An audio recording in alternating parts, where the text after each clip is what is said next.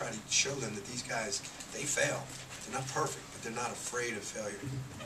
Along that, Scotty, you said that you do watch your films from when you were a freshman and sophomore. Who is that guy? Is that is that used as a learning tool, Jay? I mean, will you actually show Scotty as a freshman to No, say? I don't want to see it. No, I really don't. And he had one play today. He had one play today that was like his freshman year. Yeah, he took 1 on 3. It's crazy. Won a game. I think we got the ball back, right? Yeah, you said won a game. I don't think we made that agreement.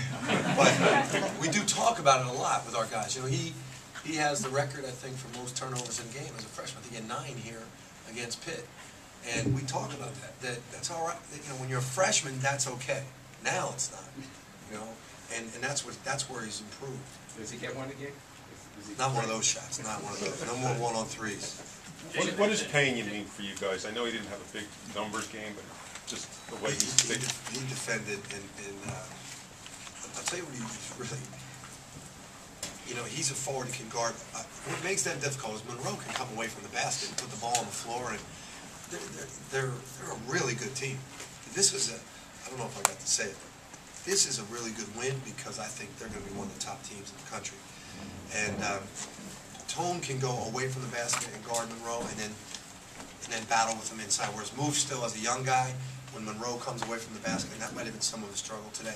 He's not used to guarding guys that talented, that size, that skilled away from the basket. But Tone can. When you have a tough second half against Georgetown, Marquette, especially in there, how can you survive them and get wins? How big is that for you guys in terms of the Big East Conference? You know, we're going to spend our time learning from this, not celebrating it. We have a lot to learn, and it's just a lot more enjoyable when you're all in a room watching film and you won the game and you're going over your mistakes. It's just a lot more enjoyable. Did you feel the need to, Jay? Did you feel the need to emphasize at halftime that the lead was still pretty fragile, even though it was large, or has the games you've been through this season already told the team that? You know, that's a good question because that's one of the things that you think about as a coach. Do we bring it up or not bring it up? You know, do we just keep playing?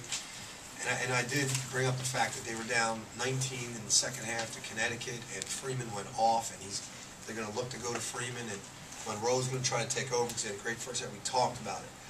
And you just go game by game. I think some games you just don't talk about it. You just talk about, we're playing great, let's keep doing what we're doing. I mentioned it, could have been a mistake, could have, created a little self-fulfilling prophecy, who knows, but you always have that thought when you have like a 15, 17 point lead at halftime. Do we just keep doing what we do, or do we talk about what they're going to do coming back? Reggie, talk about your performance, and Coach was talking about how you get a big three that basically stop the bleeding, when they start coming back really good. But talk about how you played today. On that play, we work on it in practice. Reversing the ball, making a play, and I just had to make a play. And I hit a big shot, but it just goes to credit. I think Scotty made the pass to me. But we were struggling for that. We needed a shot, and that's what. And Scotty usually the guy that make the shot or make that big shot for us. But today I hit one.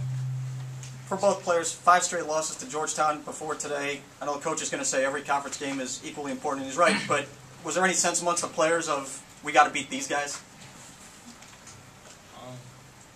Well, we had it, we knew in the back of our minds. I think someone said in the locker room before the game that we lost 5 straight to Georgetown, and we knew last year we went on a little road, and then they came in here and got us. And we just thought that as our next Big East game, and we just said we're going to go out there and try to play harder and more together, and what happens at the end happens. Again, either player, just talk about how exciting it is to be at this stage in your career in the Big East. I mean, this is why we came to Villanova. This is why we came to play in the Big East. We know it's not going to be easy. We want that challenge, and that brings the best out of you individually. And we can all get that individually and combine that as a collective effort as a team. And put together 40 minutes of how we play basketball, and we have a chance to be a real good team. And win or lose, we always say we gotta go back to work the next day. We gotta work, look at the film, look at the positive and the negatives, and then apply it to the basketball part. And then get ready for Rutgers on Wednesday. Scotty, how has Wright changed since AAU basketball? Man, I gotta think. Well, Chris on our team, I think he came off the bench for us, and you know he was kind of like Malik a little bit. You know he kind of just took the ball and just tried to get to the basket.